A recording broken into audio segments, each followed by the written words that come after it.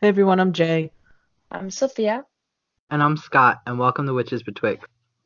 Today we're going to be talking about the dark half of the year. All of us are situated on the East Coast of North America, um, and we've kind of been experiencing somewhat of an early winter. It's been kind of interesting, but I feel kind of the effects of the dark half of the year are also coming in at the same time as this colder weather. Like today, it snowed a little bit, and for it to snow so early in November down where Scott and I are in Philadelphia, Yeah. that's odd for that to be happening.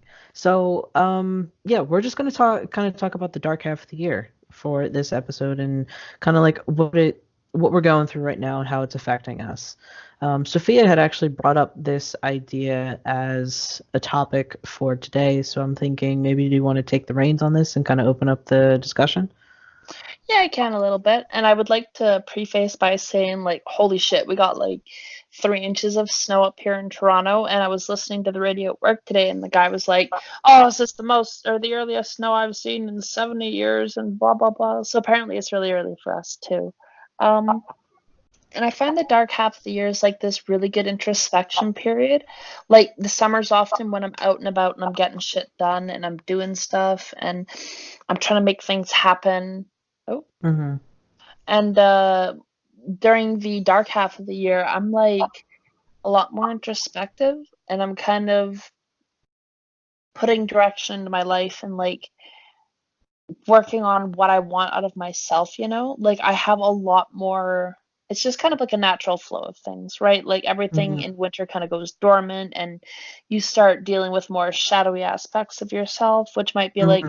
well, how do you handle seasonal depression? How do you handle not being able to get out and go somewhere every day, you know? How do you not handle the not being surrounded in the vibrance of nature, you know? So it like kind of gives us a bit of insight into ourselves and a chance to work with other energies than we might normally if we were to only kind of pay attention to one half of the year.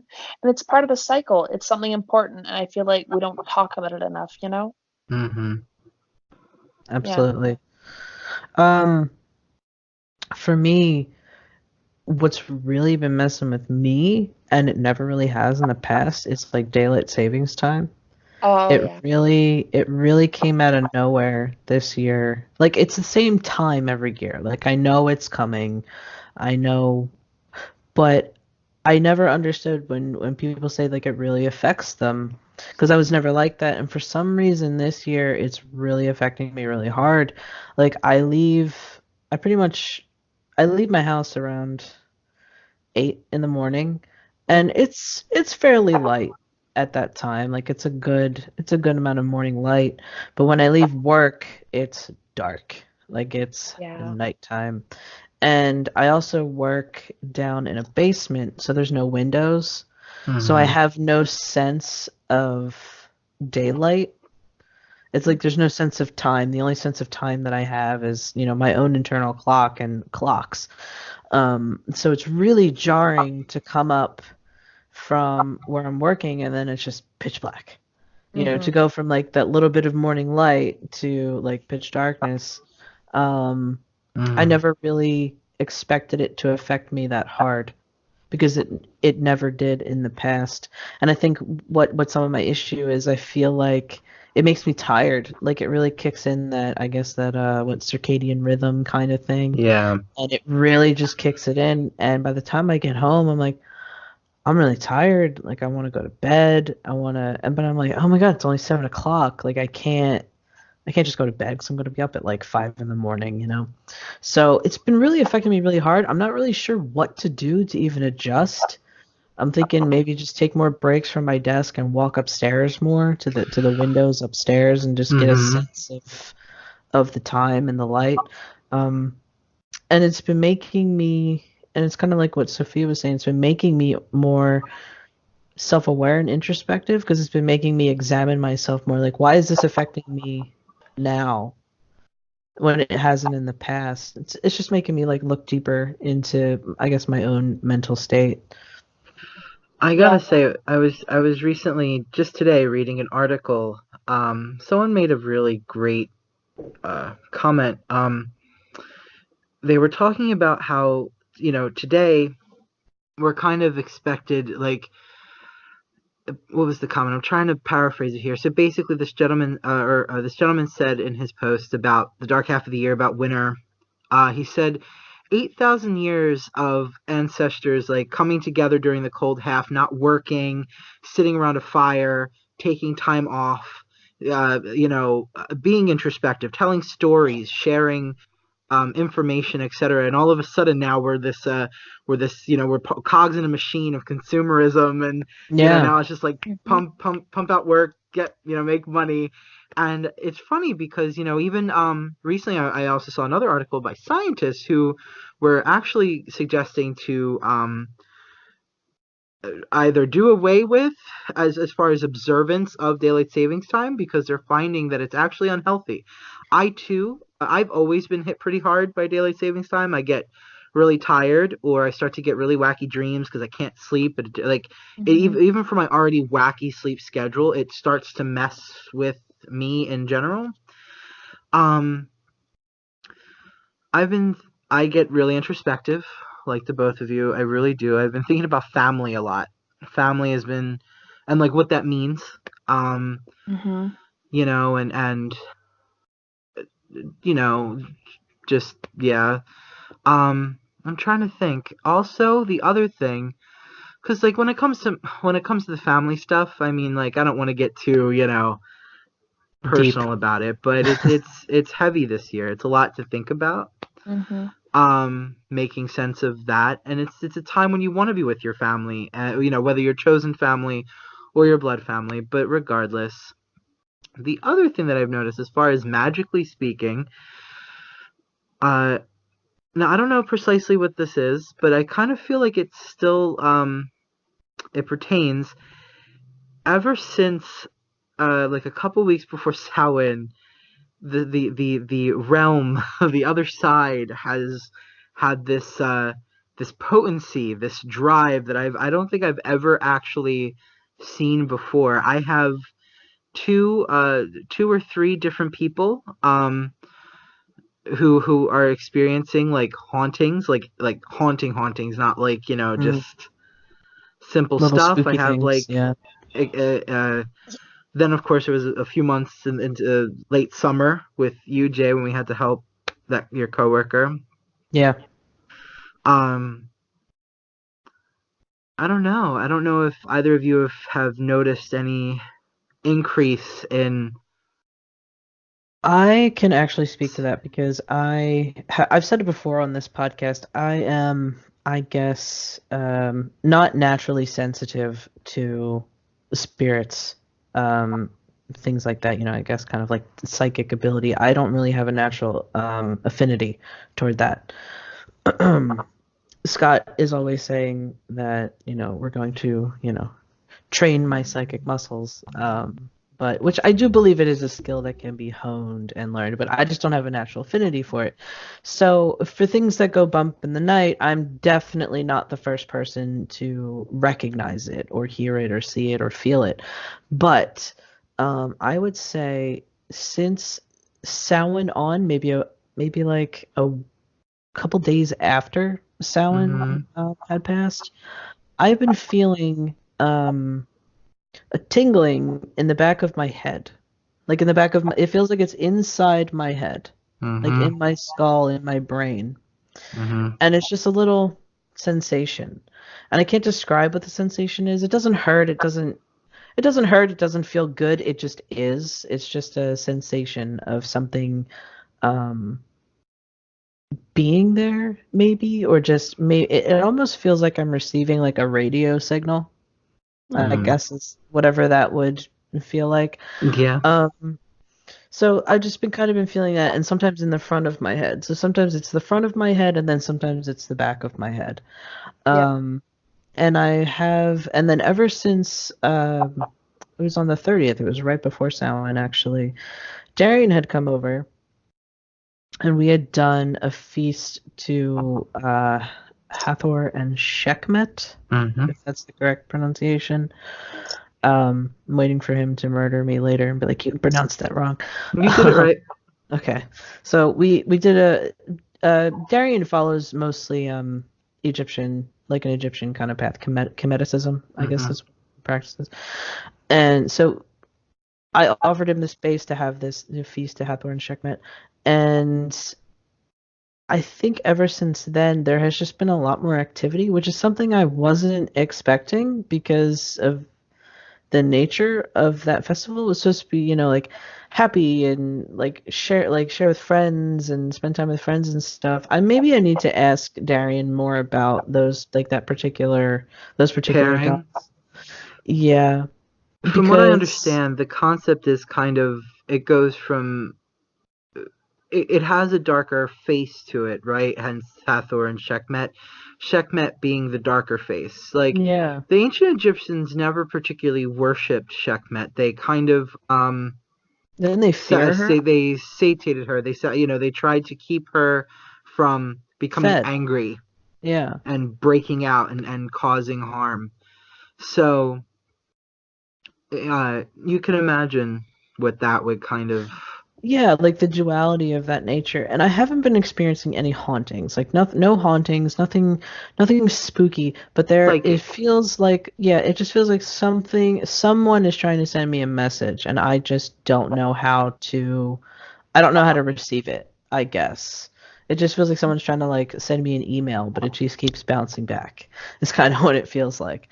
Um so I've been experiencing that, and then ever since you had mentioned during that feast, you said you had felt like a house spirit, hmm like a what did you call it? A hobgoblin. hmm Um, I've they were been called hearing, I've been hearing like a voice of sorts. Not necessarily, I couldn't even replicate what that voice sounds like, but it's just a voice. I hear, words like we need to get this straightened up and we need to get this house in order. That's what I keep hearing. You need to get this house in order is like the things that I keep hearing. And of course, me being a skeptic, I'm like, am I thinking these things just because Scott said something to me? Or am I hearing these things because now you basically introduced me to the spirit? I Like opened you possibly to it. the Yeah. spirit was trying to get my attention, and I'm just, not the best at, receiving messages. So, and I think that might be what it is because I have felt, even though with all the daylight savings times and me being tired and stuff, I felt an extra sense of I get a little bit of a second wind now, especially when I'm doing anything related to either the podcast or reading something witchy or whatever the case is. I feel like a boost of energy regarding it. I feel a boost of energy regarding anything magical or witchcraft related, and then a boost like when I'm organizing something in the house or getting something together. When I'm doing positive things in the space, is I hear this voice and I feel this extra sense of encouragement and energy about Hmm. it. Yeah, the I was really impressed to see the Hob, as it was called in um, Europe, well in London, in the British Isles. Um, to see its the presence in a home like that, it's really rare to see a house that today anyway that's actually alive in that sense. Hmm. Um, something that I learned. I mean, I've always kind of had the sense of it, like how like something, but you actually learn it later on. Yeah. All houses were designed to in a kind of with the spirituality in mind in the beginning of homemaking, right? Like that's Yeah. something I never really knew, but there's Yeah, but actually in this something to it. home, but for this kind of home, I wouldn't expect that. It's just a row home. These But I were mean that's the thing. I think like the measurements and the mathematics, like there's a lot of like traditional lore and just occult lore in general. Like I know I didn't know this till a friend of mine told me, but I think we talked about this on the podcast before. I used to see weird squiggly lines coming from the corners of of the room, like from the Mhm. ceiling of the corner. And apparently, on an etheric level, due to like the measurements, they're Mhm. actually the weakest energetic points of a room. Which Mm. is why whenever you're at nighttime, you look up and you think you're like seeing like something like bubbling out of the corner. Yeah, sometimes I It's do see that. spirits because it's weaker and it's harder for due to the Really? mathematics, which is weird. You know, mathematics and me do not get along. Math and me don't get along, let alone Yeah. magic and math. But Yeah. um, yeah. So apparently that's a thing. But no, you have a particularly alive home that feels very powerful and vivacious. And yeah, this is a thing. And I feel like they have other encounters going on where the spirit world is really just kind of revving up in a way I've never seen it before. Um, and this topic I feel like will come up again for me in a future topic that I hope we do talk about. The other topic we were going to talk about today, Mhm. it'll come up there as well, but I'll wait for that. But yeah, so that's kind of where I've been. I mean, like I said, so family and spirituality, big time. Yeah, shit's been like, I don't know, kind of weird here. It's not like weirder than usual though. I mean, I feel like there's definitely shit going on and things are coming to a head soon, like within a year. And 2020 is going to be an intense year, and that's why I feel like everything's kind of moving and shaking right now. But I mean, I'm getting about as many hauntings as usual, to be honest. Like, my roommate's been dealing with like the same demon that he's been dealing with since like a fucking hot minute, and it tried to pose as Baphomet to him at one point. I was like, the thing isn't fucking Baphomet. Like, I will kill this thing. Like, let me at it, sort of thing. Um, I don't know, but that's like kind of par for the course sometimes. Not all the time, but shit comes and shit goes, you know? Mm-hmm. It's kind of got a flow to it.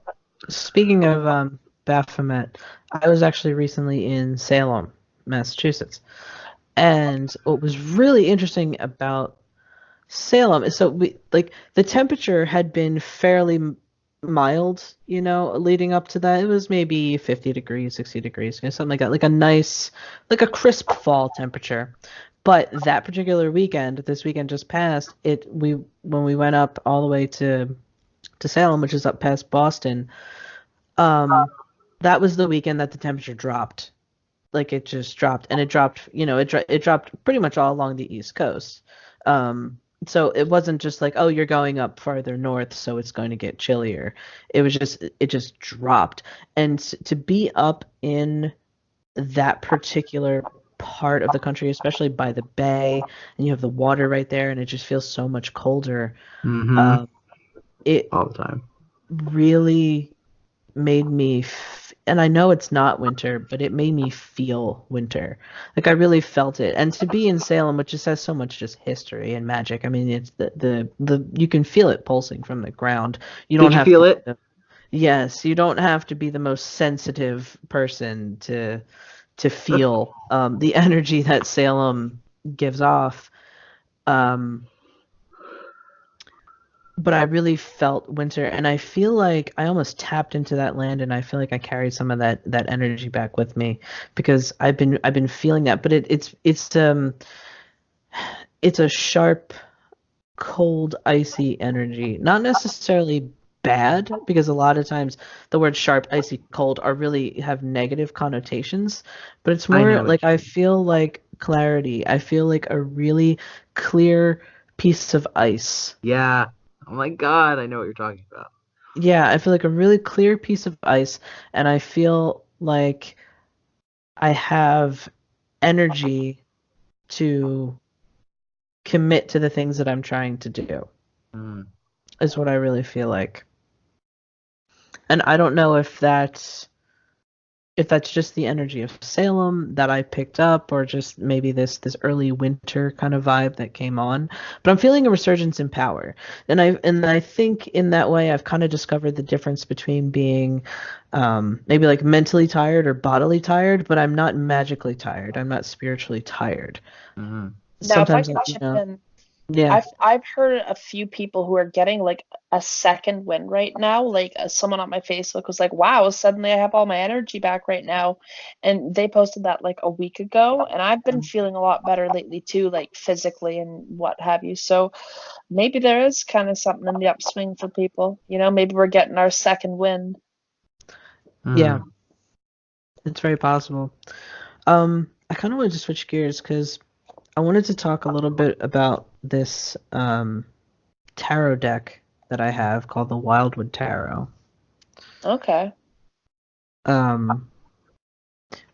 What's interesting about this is that it actually follows the wheel of the year. So it follows the seasons, it follows the Sabbats. It's not a traditional tarot in the sense, it's not the Rider-Waite system. Or the So Fool's it is Journey. right. But it is sort of like that. It is very heavily based off of that, but with a lot of pagan elements, Yeah. which kind of helps me. Like when I read these cards, I read them within the context of the time of the season or the season that they represent. So like if you're pulling a card that is occurs maybe more in Beltane, then maybe this particular question that you've asked isn't really going to happen soon, but maybe it's going to happen more toward Beltane or something like that.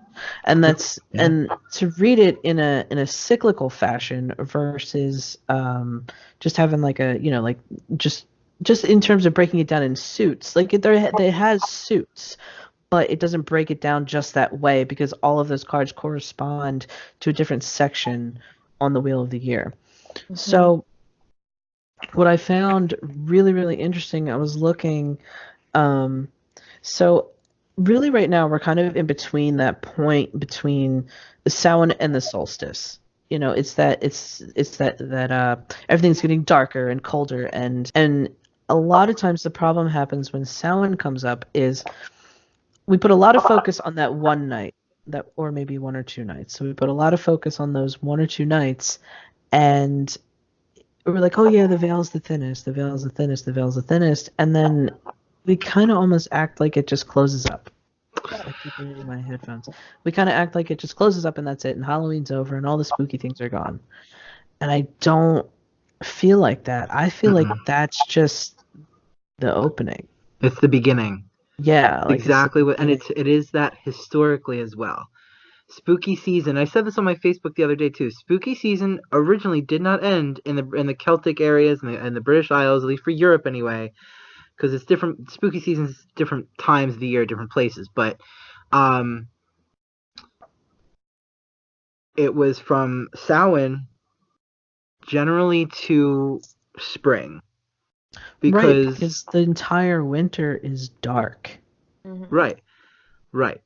And I think of like that line from Game of Thrones that people always use. Not winter is coming, but the from the book, the night is dark and full of terrors. And that was the whole point. I mean, but that was half of the point of the Yule log, right? Yeah. We will talk, and I will talk more about that at a later date. But we'll get deeper into the lore and folklore of Yule. We will get deeper into it, but we're kind of just talking about this time leading up to it. Right. Which is why. Yeah, you're right. That's what you were saying. The Yule log.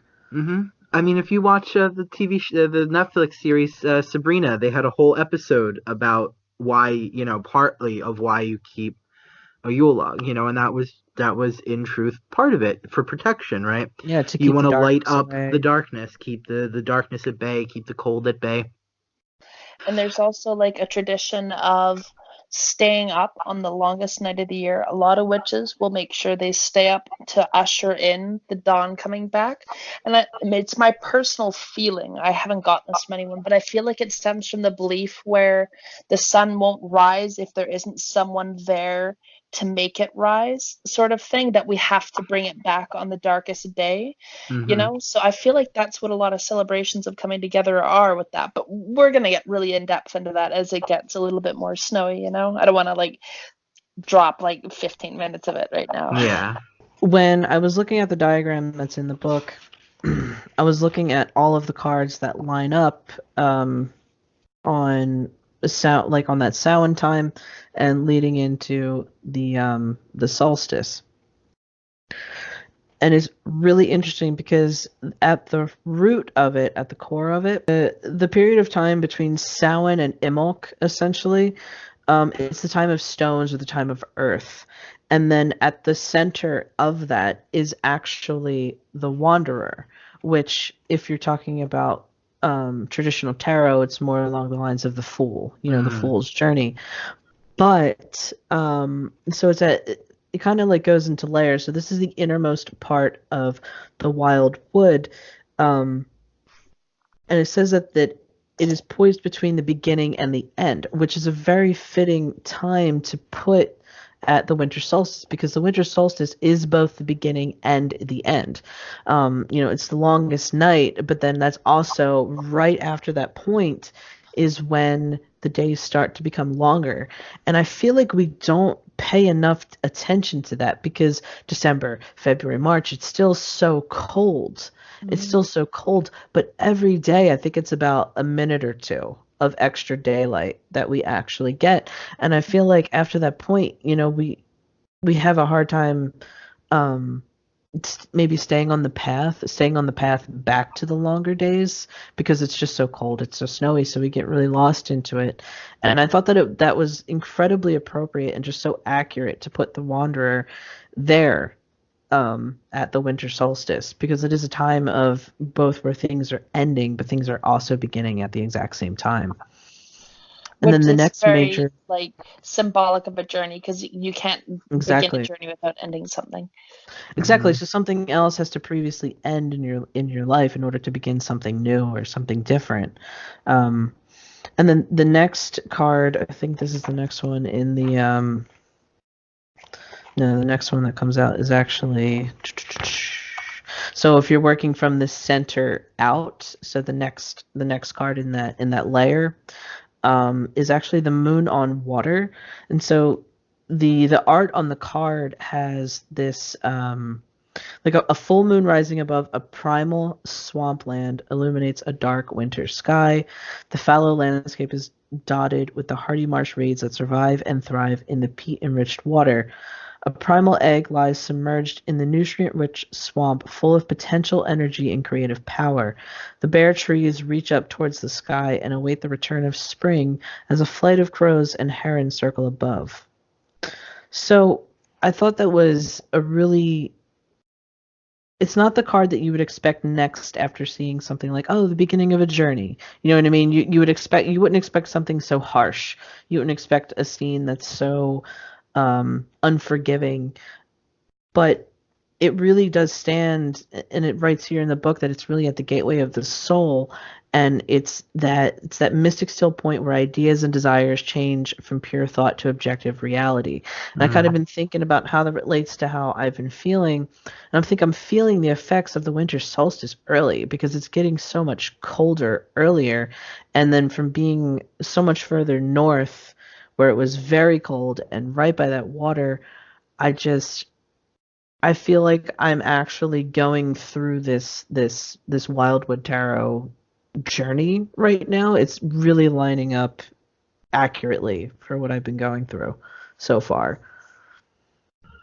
Yeah, that's really cool. And I love how like different divination systems work if they don't have necessarily the same symbolism they draw on. Like I know a lot of tarot, like especially if you use the Thoth deck, is Kabbalistic based. And then there's like the Rider Waite originally. I'm not sure if that one was Kabbalistic based or not either. I don't really work it. But then there's like I don't know. animal cards and like people throw bones, and I use like Clow cards from an anime, and it's like literally magical girl, but they work great and I love using them for divination, right? And I just love how like different systems all still can work if they're like really planned out well and they have anything that really speaks to the aspects of what's going on. And like with what you talk about in that journey, like not necessarily being happy right off the bat, that's just so fucking accurate, because like as someone who's taken some journeys, the time that you want to turn back most is in the first 10% of that journey, and you are Yeah. miserable and you fucking hate it and it sucks and you wish you hadn't had to go and do it, but you don't really have a choice at that point, right? And sometimes you do, and when you do, you generally run the fuck back the other way, right? And that's why that card makes a lot of sense. Yeah, that's really cool. Yeah, I agree. Like, I think the beginning steps of any particular new task that you take on are really difficult to go through. It's just like when you start studying witchcraft or you come out to yourself, it's like, oh, well, I really don't want to take that dive, that plunge, like that's hard. That's hard to deal with. I want to say it's interesting how this episode, talking about the dark half of the year, quickly started kind of discussing, whether we intended it or not, how divination can really be used in a much deeper, other than like, than what people normally go to someone who divines, boyfriend, love, whatever. Yeah. But what about like these deeper, more abstract, readings of your path, like where are you inside Where are of you going? Yeah. So in reference to that, what I actually do fairly often for myself with my cloud cards, because I like the system they work and how the messages work, I'll often draw several cards and do a reading, and then I'll leave them on my altar. And I'll do this anytime that I clean my altar and reset it. I'll always draw new cards, look up what they mean, and set them out for the period that I'm working with it at. And it feels like it works really fucking well just to keep around as like a point to talk about what I'm going through. Like literally when right before I was going to get voice surgery, and I was like talking with some people who lived in the woods out in Ottawa, I had the two cards, the wood and the voice, come up very clearly. So like they speak fucking volumes sometimes, and it's really neat how you can use it for a lot more than telling the future per se, because I personally abhor trying to find out what's going to happen, because then like you set a path in and you like kind of take away control from yourself, in my personal opinion. So I like to see about more where I'm at and like factors at play, and I find those are really helpful for me. Yeah. I mean, I don't know how much you want me to make this about divination, but I will say this. I agree. I find that I when think divination is actually a really good topic for this to go into in a Okay. way, I'd say it because could be a I 50-50 feel like, episode. yeah, I think the dark half of the year is very That's the time much where an I do. incredible time for divination. It is. I like to see when people are utilizing divination um to further themselves as people. I really do truly believe that divination, I kind of feel like with divination, like sometimes like precognition and the foretelling of the future, that is an incredible blessing. Um, and I think And it's a not something that curse. happens, huh? Yeah. And it's a curse. I will tell us And a curse at the same time. But I mean, I think, a blessing of the curse, like it's one of those things where many blessings come with something, like, kind of the magic. You see this in TV shows all the time, magic always has a price kind of thing. Um, but I think when it comes to It's foreseeing the funny future, that you mentioned premonitions. I've been having like mini premonitions. yeah, me and Darian too. I forgot about that. But they're about like really mundane things. Always. That's how Like, it fucking starts, though. That's how it fucking starts. Next thing you know, you're seeing the end of the world and like life-changing events, man. Like, yeah, I like there'll be like just for example like a cup on the table, right? And I see Joyce like moving around or doing whatever like near that table, and I'm like, that cup's gonna fall, and then whatever's in there's gonna spill. I should just move the cup. And then I don't move the cup because I'm like, no, it'll be fine. And then the cup spills and everything goes everywhere. And then I'm like, and it's funny, and I'll say to Joyce, it's funny, I had this like premonition about that cup falling and they'd be like, well, why didn't you move the fucking cup? And I'm like, I don't know. There's something wrong with me. It's really hard to get yourself, even for me, many times where like only recently have I taken to being like my first response to those things is to listen to it first and question it after, because Yep. I figure it like this: if it wasn't going to happen, I've still prevented a potential accident anyway. You know what I'm saying? Like if I moved the cup and it wasn't really a thing, I still, you know what I'm saying? Or Yeah. is it one of those weird time loopy weird shit things where like because you moved it, it was never going to happen in the first place? Weird, you No, know? Like no. I've had this experience more than enough to know that in those circumstances, if you don't intervene, that shit goes differently. Like, there's the catch-22 of like having a little bit of foresight is like how shit gets changed with it, right? Um, I had like, for example, I told a friend that I had a dream that he was gonna get together with this girl, which would have probably happened if I hadn't opened my fucking mouth and told him and make him think that it was just an assured thing when then it didn't, right? So like Right. there's ways that you can accidentally fuck up, and it's a little bit of a curse with that. So I've learned to just be silent about the stuff that happens in my dreams. And then when it happens, I'm fucking screaming in the bathroom at the mirror, going, "Why?" Like, Well, it also kind of ties into like not giving out unsolicited psychic advice. I hate You know. that shit. Yeah. Yeah. I kind of thought about that as a topic, but I'm like, I don't think we could really pull an entire episode about that because really the episode would be, don't do it, thanks, mic drop, end of Yeah, the episode. it's a good footnote here for sure. Yeah, most definitely. If you're not familiar with maybe what we're talking about, so sometimes people that um either do have psychic ability or claim to have psychic ability. I'm just gonna leave that open to whoever you want to interpret that. Some, they'll come up to you, and I think you see it a lot more in the showy, flashy psychics, or maybe people that are psychics as a career, it's their full-time thing. They, um, they come up to you and they're like, "Oh, I see something in your path," or "There's a spirit around you," and Uh, it's not okay to do that to people if they're not asking for it.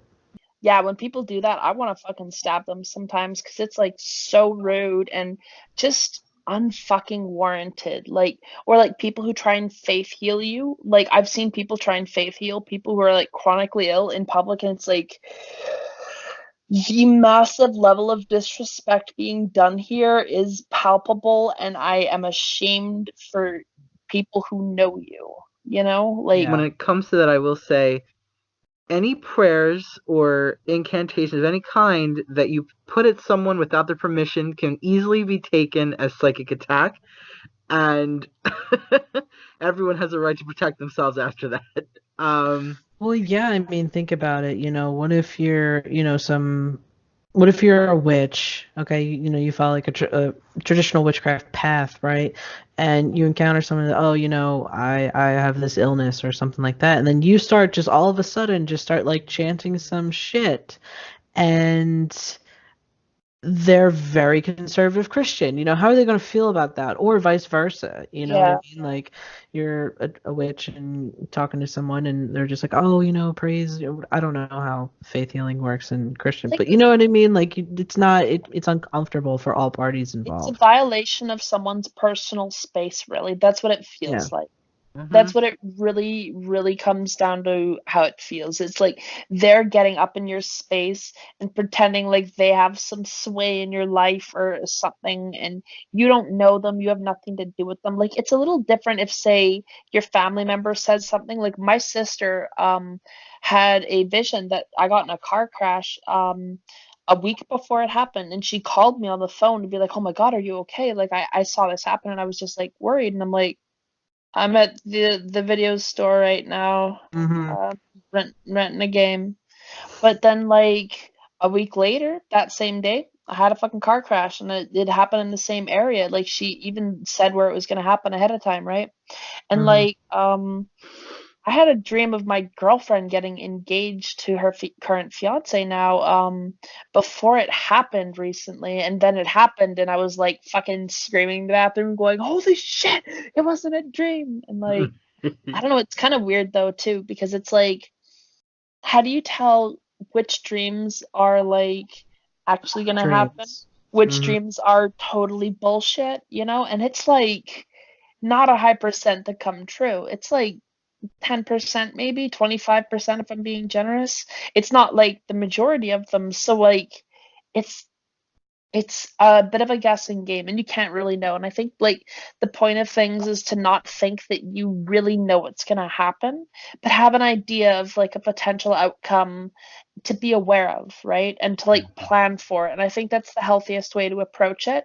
It's like a system of giving yourself a way to review options for things that are going to come your way and see how you'd emotionally react to it, you know? And whether or not it happens is, you know, whether or not it happens. I can't say if it will or won't, but sometimes it does, and it's fucking weird.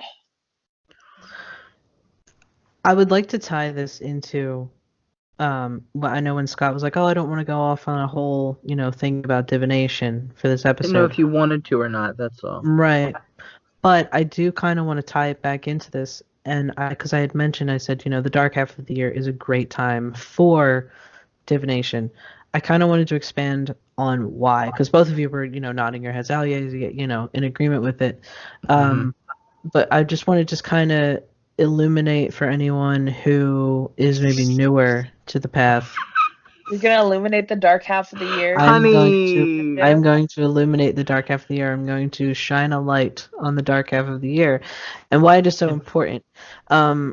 Because sometimes we can get lost in the imagery of springtime and the summer and this and that. Sometimes we can get lost in that imagery, and a lot of people look at the dark half of the year and they go, "Oh, I don't feel comfortable with that. I don't like the cold. I don't like the dark. I don't like. I feel that a lot from people, and I think I'd like to just hone in the fact that the dark half of the year is actually the time to recoup, to reflect, and plan.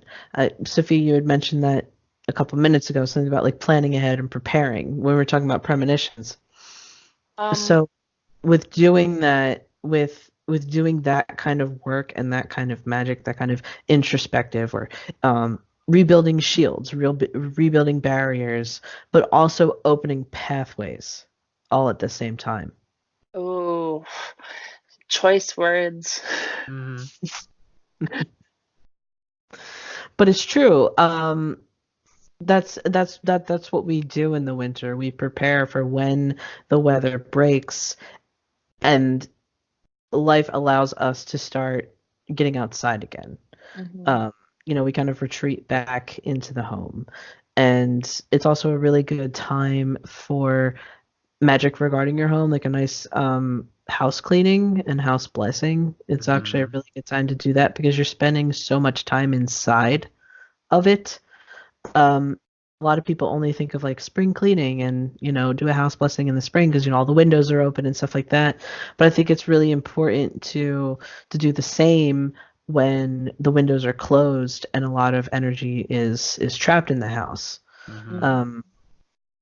It's really important to do that kind of work. And I'm not trying to dictate to anyone specifically what you should do. Is that why frankincense and myrrh is tied to like the whole Christ mythos of like being born in winter? It's possible. That incense they used? Yeah, I guess it's possible. I don't really know about the folklore behind that. Because isn't the whole reason why they said that Christ was born in the winter was to draw in the pagans or something? Technically speaking, Christ. Oh, you're right. Yeah. Yeah, he wasn't really due to a part. There's a part of that chapter somewhere where it talks about the shepherds in the field.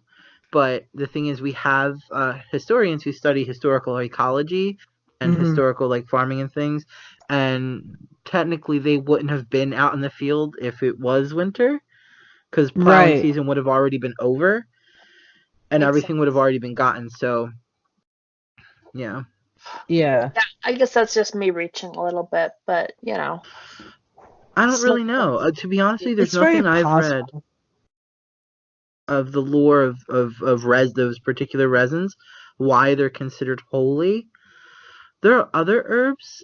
They're called the holy herbs. You can, any one of our viewers can look them up, that are in the Bible.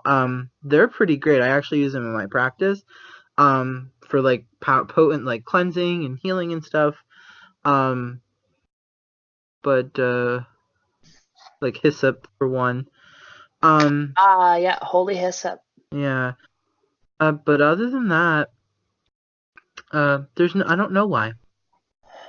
What sort of workings do each of you do during the dark half of the year? What type of stuff do you like to do?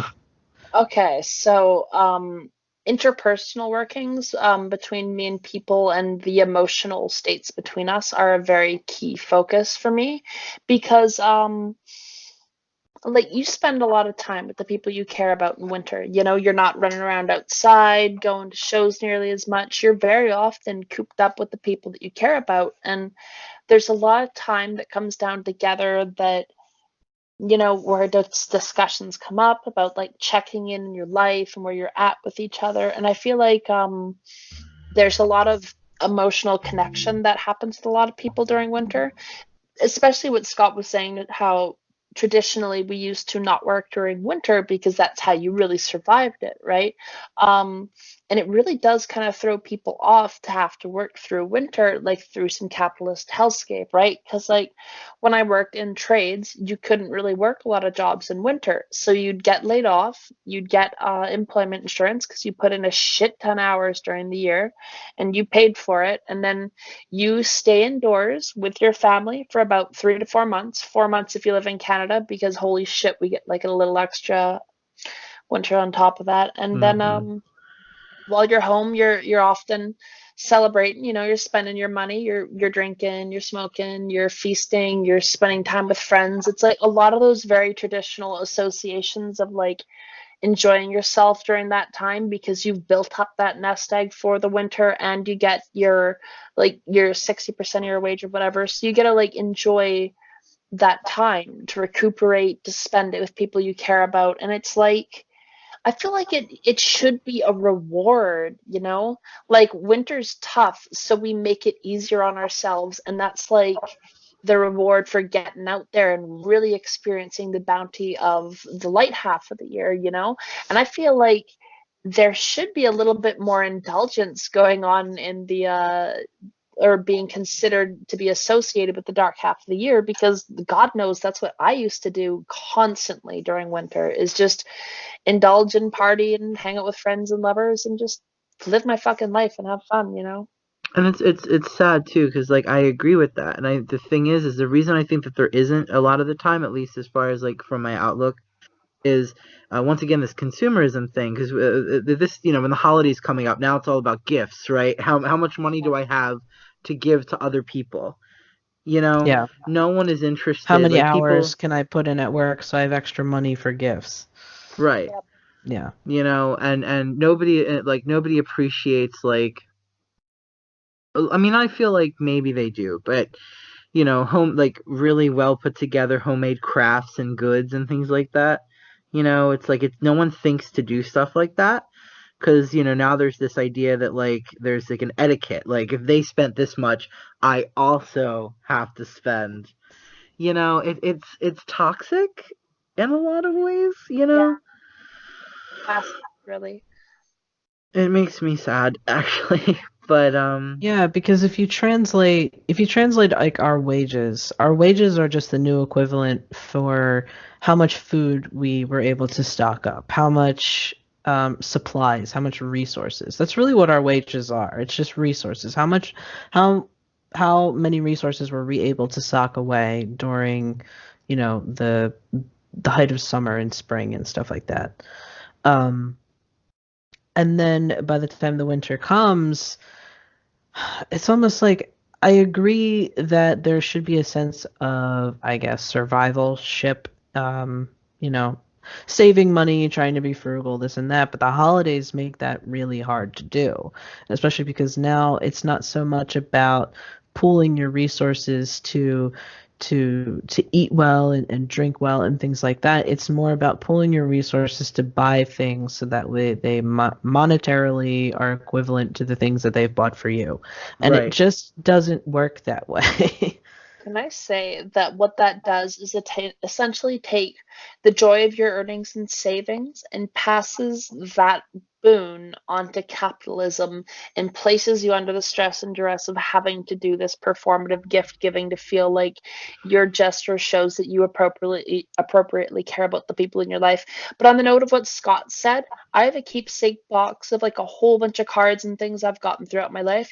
I'll tell you this, I've never thrown out a handmade card ever. I have gotten rid of a lot of fucking hallmarks that I didn't want, but I never got rid of a handmade card or one where someone really wrote me in like a personal message or a sentiment I wanted to keep. And I feel like a gift is so much more than just an exchange of like something worth money to get someone's satisfaction. Like if someone didn't have a penny to spend on my birthday and they wrote me a love letter and I was in love with that person, I'd be over the moon, you know? Like Mhm. that's more important to me than like, did you spend $80 to $100 on this gift, you know? Like Right. that bullshit is fucking just needless. That's true. One year for Thanksgiving, this was a couple of years ago, Katie actually wrote me a letter of why she was thankful for me. And I thought that was just the coolest thing, because Katie doesn't really normally do stuff like that. And the two of us, we're not really gift-giving people, especially to each other. You know, we're kind of just like, we've been through life together, so there's really no gift that really is equivalent to, you know, like to express that. So, you know, that's just like kind of how our friendship is. The one year she wrote me a letter of why she was thankful, like for me, and it was just like it was great. It was good to feel. It was better than her being like, "I bought you a car." You Mm-hmm. know what I mean? Like it was just like she could have bought me this extravagant thing, but that letter just spoke so much more to me than any expensive gift ever would. Um, and I think those sentiments are things to kind of focus on as the the time as we get further along into the dark half of the year. I think those sentiments are important to focus on. Um, enjoying finding the happiness in the darkness, finding comfort in the darkness, finding joy in the cold. Now, I do know that we are coming from a northern hemisphere perspective, because right now the other half of the world is experiencing completely different weather. So, I guess if we have any listeners from the other side of the world, I guess just think about this in reverse for you, or Yeah. think about this when your cold weather comes. Um, but I think these sentiments are really important to focus on is the sense of family, whether that be blood or chosen, doesn't matter. You know, family, community, togetherness, uh, pulling your resources together to enjoy the time and not necessarily just, oh, I gotta spend my money on this person for this and that, and really reflect on yourself and what you're doing and where you can go. um, I've been feeling that a lot in particular regarding this podcast, actually. And I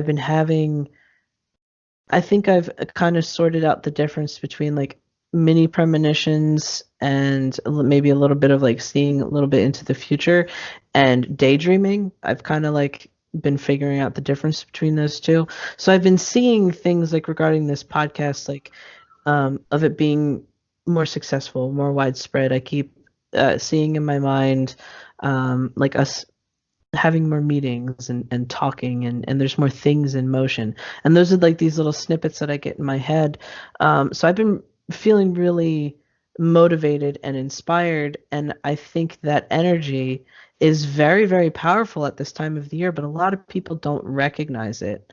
They kind of get clouded by the cold and the dark when really you can find so much energy in that because it's just ripe. It's just ripe for the taking. And I think it's an important and really powerful source of energy to tap into right now. So would you say that the kind of the working that you're interested in, at least right now, is it almost seems like the workings of like creation, of Yeah. manifesting, of Hmm. bringing to light things from the darkness. Yeah. Um, you Kind know, of like pulling things out of the void. Pulling which things is out of the void. Yeah. which is why for me when you made that joke in the beginning of this, and I was like, haha, punny. Hmm. Um, it was interesting because for me, one of the big things I do is I do a lot of introspective stuff during this time of the year, as far as like going inward and Hmm. doing like the deep shadow work and all that fun stuff. And that's traditionally what I've done, but I think I'm kind of going in reverse. I'm kind of like exploring outward. Go for it. Like for me this year too, though, I've been a lot about like you said, kind of, and I've always said this from when I was a little bit younger. I always used to say the things we learn in the dark is kind of the wisdom we bring into the light. We bring into the light half of the year. Um, knowledge is what you know. Wisdom is how to apply it, right? Hmm. Yeah. Uh, so I think darkness is what gives us wisdom. The light can give us knowledge. Hmm. Wisdom, though, is learned through I would reflecting agree and with and that. I would absolutely agree with that. Yeah. and Hmm. uh it's only, I think, for me this time of the year is just so symbolic. One of the things I love about the fall or early winter, however you wish, although I guess it would be fall today, but like in the evenings, the early evenings, right at dusk, when the sun is setting and the sky is like orange and purple, and you can look at something in front of you, and it's wrapped in like a halo from the sky of like that purple orange light, and it itself is like engulfed in shadow, Hmm. and it because darkness becomes darker, and there's something so, I often think to myself, I'm like, that it's aura, like the spirit of the thing, like this Hmm. moment gives me a chance to see the aura of a thing. And I know that it's purely symbolic, but there's something about, even in that moment, to look at something engulfed in its own shadow, kind of, even though I know it's an object, but I guess as an animist, for me, I Hmm. can look at that and kind of like, so maybe that tree also does the same thing, you know? Like, I guess it makes me realize I'm no different than nature. I am with it. I am a part of it, and I don't know. I guess I find something deep there. I don't know. I guess realistically, it's just more that contemplative introspection. But Hmm. I guess I just wanted to talk about it poetically like that for a moment, just Hmm. because I love the way the world looks in that moment. There's just Yeah. something so powerful, and it's also kind of reaffirming too. Like, when you go around and you see the world, especially growing up different, really fucking different. You're a kid, Hmm. and you're you have just whatever it is that makes you different. And for me, it was the psychic stuff and the queer thing. Although I didn't know the queer stuff then, but the psychic stuff I definitely knew, and I don't know. It's nice to see the world responding, kind of validating and holding space for me in some way. I don't I would know. say that the time that I feel most powerful and also the most at peace is right before it snows, Hmm. especially at night, especially at night. Mhm. Is right before it snows or right after it's already done snowing, because there is a stillness in the air that you can't replicate from any kind of meditation for me. Like I can't replicate that stillness and just that Interesting. feeling of it just being completely, I guess, at zero. That's kind of like my 0 point. Yeah. I know it. My And thing. even Oh, sorry. Go ahead. no, go ahead. I was gonna say my thing with winter is like going for a walk while it's snowing because like Hmm. there's fucking nobody out and Yeah. you're out Right. there and you're Exactly. listening to music and you're bundled up warm enough that the cold don't fucking matter. You're smoking a Hmm. joint maybe and you're just watching all of these snowflakes fall and they're all tumbling in like different like angles, and if you look at it it's like kaleidoscopic almost, and you Hmm. can just like sit there and be in the moment with it, and it's Hmm. like you're walking in your own personal snow globe.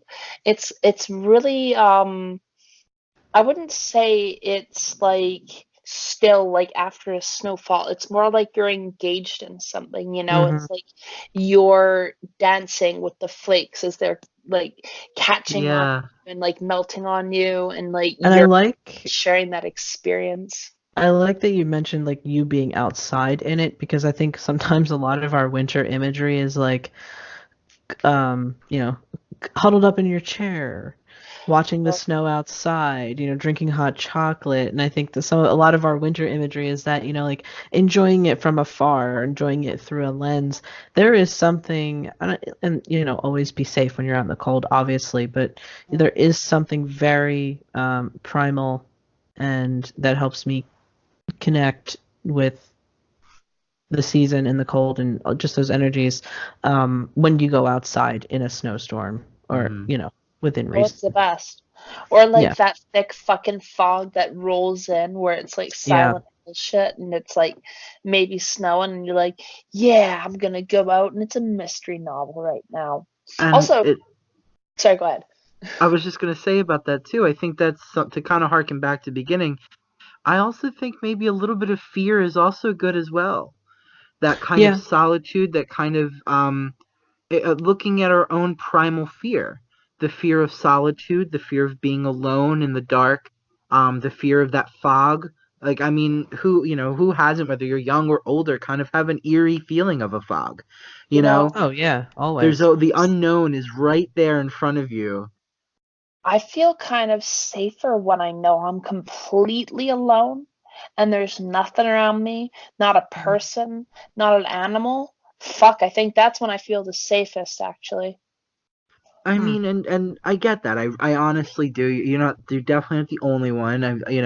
Because in certain situations I get that, but I think in like when an atmosphere sets a mood is what I'm really just trying to Yeah. talk about. Hmm. Like I think that there's also something to learn from fear. Once again, I really feel like the darkness on a metaphysical level, yeah, and on a physical level, just because nature and the metaphysical, the physical world and the supernal are reflections of one another. They exist together, operating in a weird cosmic cogwork sort of thing, and like I said, it's really all about gaining wisdom of you. Your shadow self in all of its gore and splendor, you know. Hmm. And I really just think it's about, and I think it's all of us, whether you're a witch, an occultist, or not. This season it has an effect on people, not always good. So for our viewers who have seasonal depression and things like that, um, but nevertheless, it does has an effect. It And does. it's funny because like the only for me the only time summer has this effect, it's 2 nights in summer, and it's well, Purgis and Beltane are the only two spiritual days in the heat where all of a sudden things seem more ethereal, and after that, uh as I've said before, I kind of I start to ebb a little bit. I can't it's different. Like I've read a book. Oh, you've read this book, Sophie. I don't know if you have. A Deed Without a Name by Lee Morgan. Hmm. No? It's an outstanding book.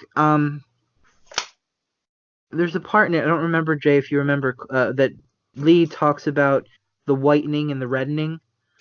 There are times when you are going through your whitening when you are more into your physical life, when you're more Yes. interested in Yes. work and success or whatever, and then you're going through your reddening. I might be getting these backwards, but either way, you're going through Yeah, your you kind reddening of when you're flip more between interested yeah.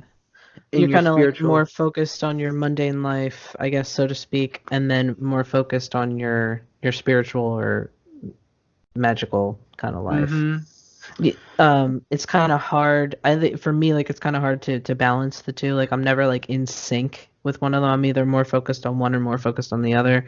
Very I rarely am I kind of on the same level with each one. That's just me. That's just how I I operate. would argue that that's most practitioners. I mean, Yeah. like, I don't think it's we're whimsical people. Even the most level-headed of us Mhm. have our heads in the clouds. Like we're Yeah. we're dreamers, we're artists, we're thinkers, some of us are doers, like it's just we're different.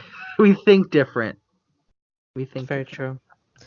true. Um, Anything that you kind of wanted to say in summary, Sophia, like about I mean, I could chip a couple more things in for sure. One thing that I was thinking of in the back of my mind is like how if you really did live in a more traditional system where winter is where you're not working, that's kind of a creative part of the year because like I Mhm. find some of my best ideas come to me when I'm working, but I seldom have the time to sit down and really passionately put it out. And if you Hmm. got 3 or 4 months you're not doing it at your house, well, you're doing something with it, whether or not it's knitting yourself a new blanket or whether you're binging Netflix, you do something with that time, right? And it's kind of like a space for creation of a different type, you know? Like Mhm. in the light half of the year, you're always going out and doing and getting money and getting like resource to sustain yourself, but you're not necessarily taking time to like do those things that you really wanted to do that you've been like Mhm. waiting for the time to do. And like I feel like traditionally winter was that time, that's when you'd weave yourself a new basket because your other one's getting holes in it, or that's when you go and patch up all your clothes for the next coming year to make sure that everything's nice and ready to go. It's like And you make a new broom too. That was a thing mhm. that they did as well, because And your old one Mm. from the previous year was falling apart. yep. Mm. So you get your shit in order and you ready yourself for like what you're going to do. So that's like both this act of creation as well as preparation and Mhm. planning, And in the end, it's never quite what you imagine it's going to be that you prepare for, but you do the best that you can to be ready with what you have so that when things come, it's time to go. And I feel like winter is not necessarily just the time to bundle up and hide yourself away inside of a house or in front of a fire, although that can be tempting, I'm not going to lie. Of Yeah, course. I mean, definitely take your days and Hmm. relax, but I kind of know what you mean. Like, I don't think winter is the time to be stagnant. A lot of people say, "Oh, you spend the whole winter, eating snacks and gaining weight and this and that." Why not work on your body? Why not take that extra time? Go out in the cold for an hour. Go to the gym, travel to the gym. Go to the walk to the library.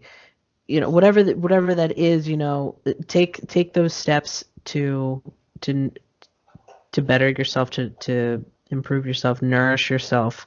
Um, Winter is not the time to just lay stagnant because I feel like it doesn't. You're not prepared for the spring when that comes. You're not mentally together. You're not physically together, and then it's just a rush to, oh no, there's only 2 more weeks left of winter, and now I have to, lose a bunch of weight, and I have to sort out my bank account, and I have Summer to body and summer body, and I have to do all these things, and that's just not the way to do it. Use the time in the winter where you're not running out and doing a bunch of things and being in the public eye and this and that. Use that time to better yourself and improve yourself.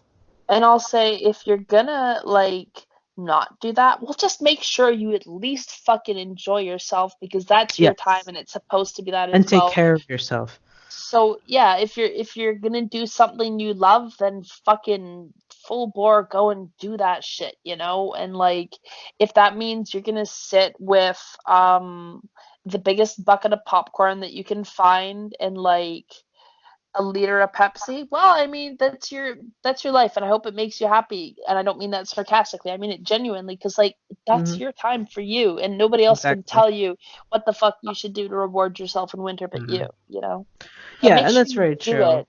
But make sure you do it, because like the act of celebration is important. That's why like Yule celebrations are a thing, you know, to keep your spirits up, to keep it going, to keep you feeling good, you know?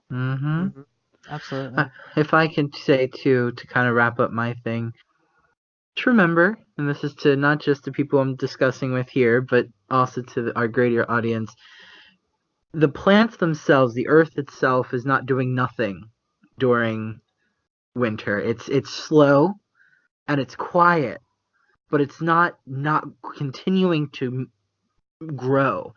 It slows down. It takes a pace. It just even the earth in a way can become contemplative, and that's what it does. Nothing actually stops during the winter. Yeah, Even nothing just plants goes to underneath of the sleep. soil are doing something. You know what I'm saying? So, yeah. The only plant that doesn't sleep is a pine tree, because it's fucking crazy and it'll kill you in winter too. What? It's very true. What did you say? I'm just making a joke about how Jay said even plants need to sleep, and like except for like fucking pine trees, because they're crazy and they don't give a fuck and they're out to kill you. That's true. You know how like that joke that goes around, like, oh, like you radiate like big dick energy or something like that. It's like you radiate pine tree energy. I mean, we could do a segment alone on like the magical associations of the pine tree and like the energy behind something that has like the strength throughout the entire year, you know, and there's a lot of a tree symbolism behind episode that as in well. general would be cool. Oh my god, A tree magical episode. fucking magic tree, wait, we call it magic fucking trees and plants. Perfect. Oops, Scott has I see the wheels turning there. I'm sorry, everybody. I am excited. I'm gonna ask y'all for some reference books to read up on for that one ahead of time. Yeah, I don't really know much about trees, but I'm sure it will be a fun discussion. I will give you all of the books to read. All of the websites, all of them. So with that, we've all kind of wrapped up what we're kind of either intending to or kind of discovered that we were wanted to talk about with this episode about the dark half of the year. Some of these discussion points were planned and some were not, and I think that's what I love about this podcast. Sometimes we go off on a tangent, and that's fine. It's fun. Oh, absolutely. That's why we do it. It's just a bunch of people talking about witchy stuff, and wherever that takes us is where it takes us. But yes, the dark half of the year, use it to however it is calling to you. I think that's the one thing that I found, that the voices that you hear in this time of the year are very clear and they're very precise. And usually there's not a lot of things that get muddled. So whatever energies are speaking to you, whatever's calling to you, do that. I would say just trust those voices and those energies that you're hearing. And if you're not hearing anything at all, then maybe this is just the time of year for you just to lay low and just, kind of bide your time and see what the springtime has in store for you. So with that, I think we're going to conclude this episode on our discussion of the dark half of the year. We are going to have a Yule episode. Obviously, it will be a thing. And if you want to follow us outside of just this podcast, you can follow us on Facebook, Instagram, and Twitter. And we are working on the website, and I think we're going to have a SoundCloud too, because the website has some SoundCloud integration. So if you use SoundCloud, we'll be on there. But for now, I'm going to end this episode, and we're all going to say goodbye, and we'll see you in the next one. Bye.